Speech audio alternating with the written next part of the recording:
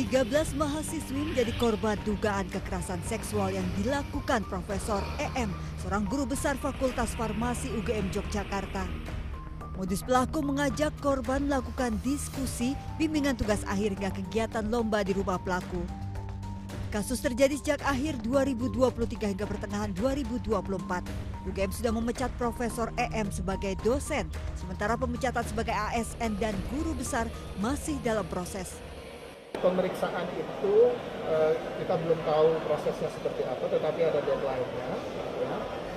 Dalam proses itu nanti akan diklarifikasi beberapa pelanggaran-pelanggaran yang dilakukan khususnya untuk disiplin kepegawaian.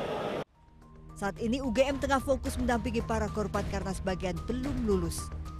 Dari Sleman, Yogyakarta, Heru Trijoko, iNews melaporkan.